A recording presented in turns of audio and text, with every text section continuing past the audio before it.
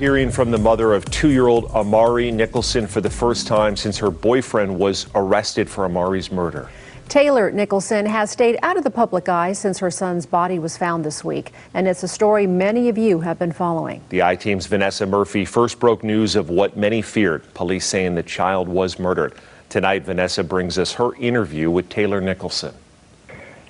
Is it good? Is it yummy?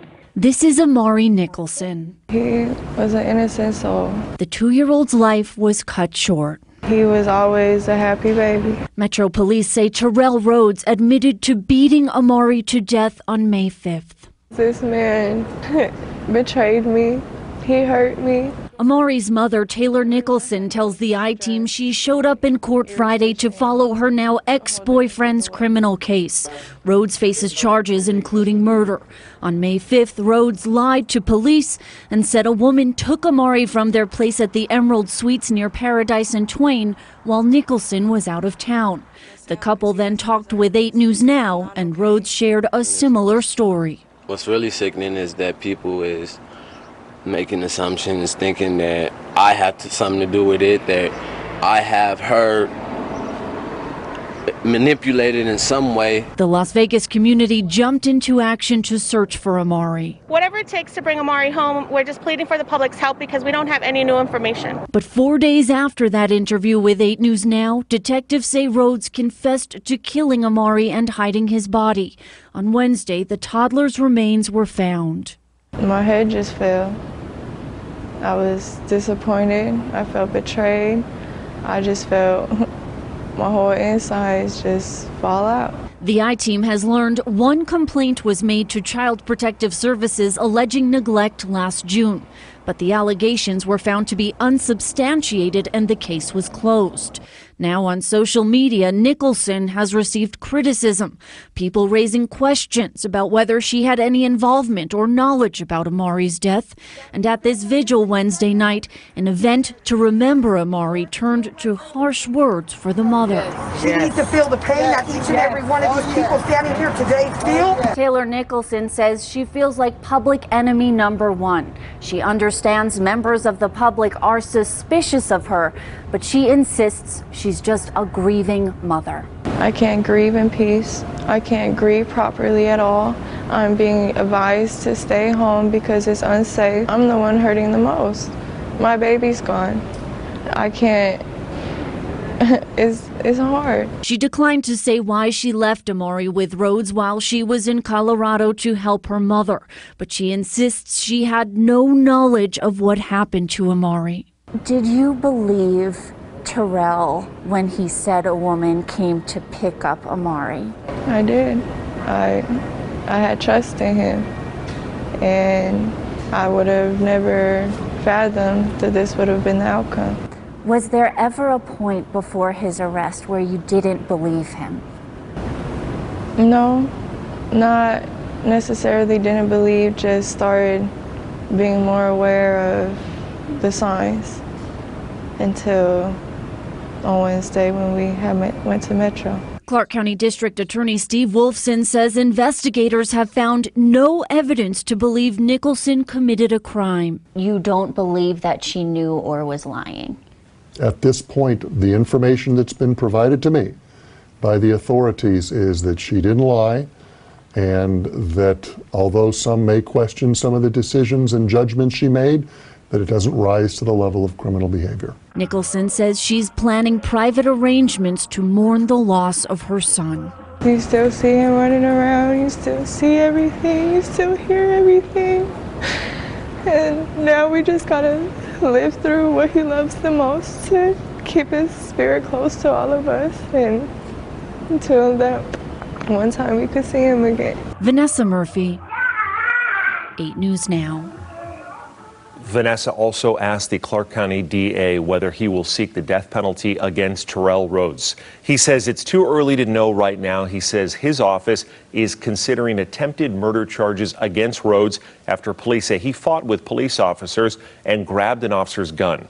You can watch Vanessa's full interview with Amari's mother.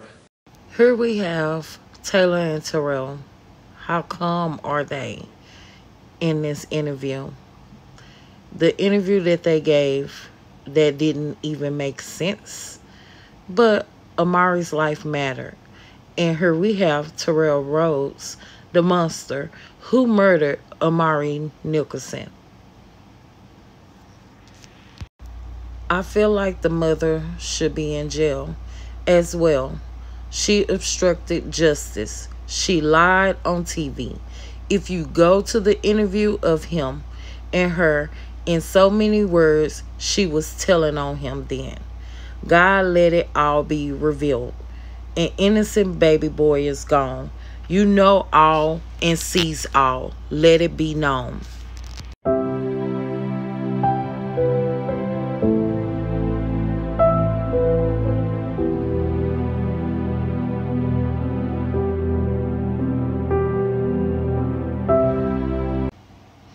If there is really a video, he had to deliberately record it for the sole reason of showing Tayler.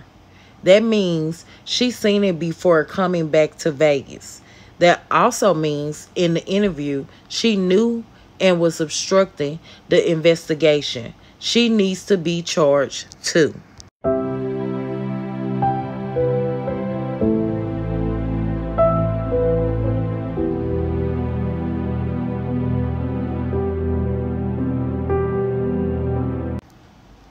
There are a lot of women in here trying to paint Tayler as a victim. The only victim is Amari. My heart goes out to his father and all his other family members. Stop speaking of her as a victim. It is a mother's obligation to protect her child. She endangered her child and tried to cover for his killer. That's no victim. A lot of females put men before their kids. She is one of them. And again, Tayler isn't the victim. Amari was the victim.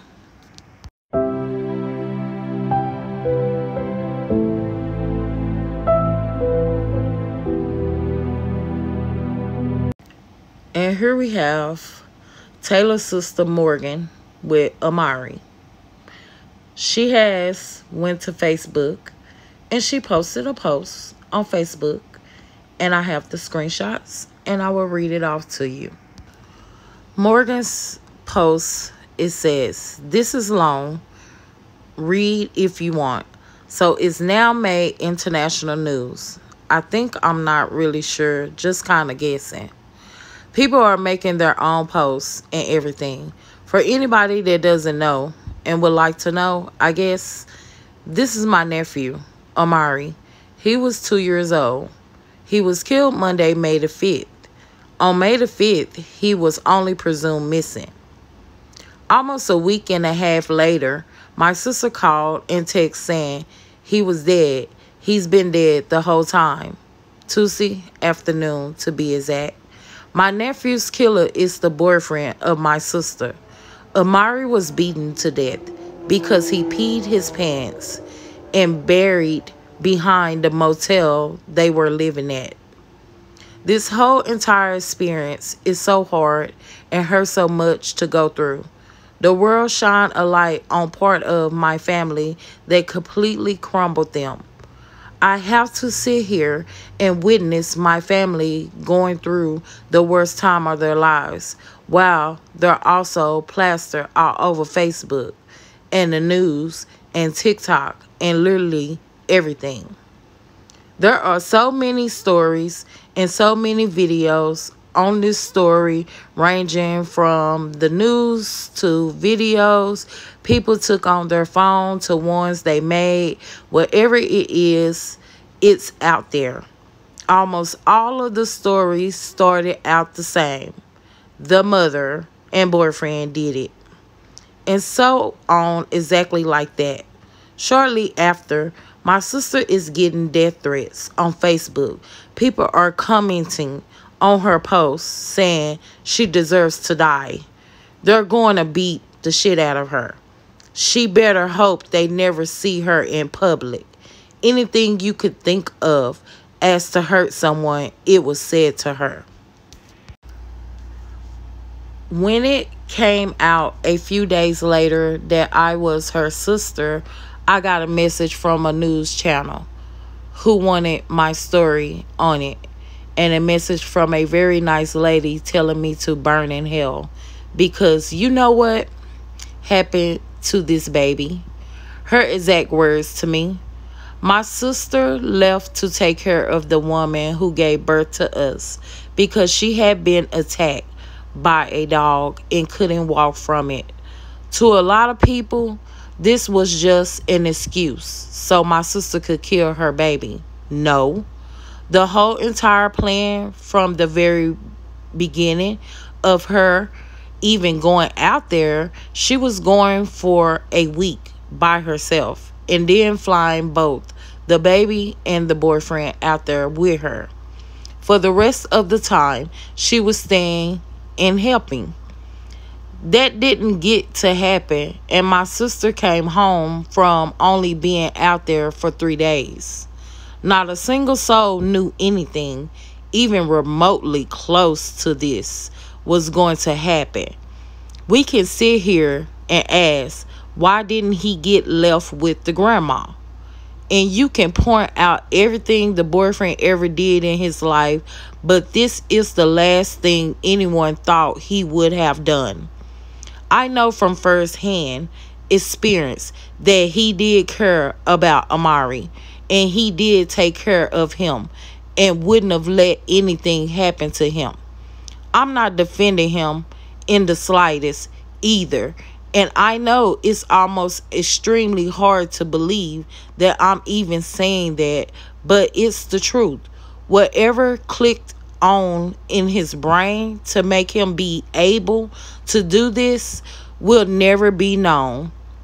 He was a convicted felon who met my sister a little while after he got out of prison, and they had been together ever since. That is why she felt safe leaving Amari. In my head, I think he is a convicted felon. He did bad things, but my sister had been with him for almost a year. I understand why she left Amari with him. To me, it makes sense.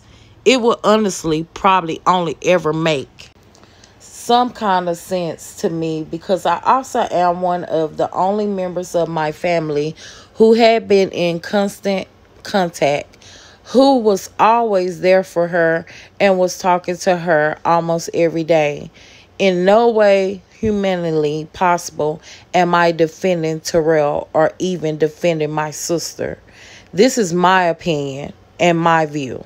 My nephew was killed by someone who loved him and who he loved, which is one of the most tragic stories you could ever hear happening.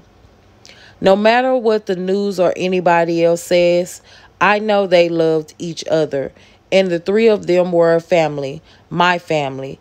If this post blows up, just like all the other posts that were made about Amari, I personally want everyone to know that Amari was loved by every single person he had ever met in his life.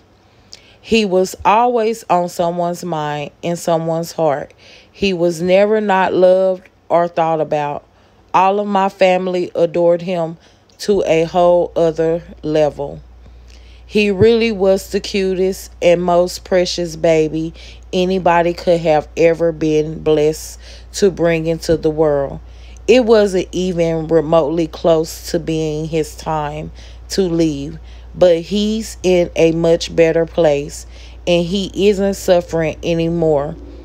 TT is always going to be your biggest fan and your forever best friend, Amari. Also, please keep in mind, my sister is only 21 years old who has to lay her baby to rest.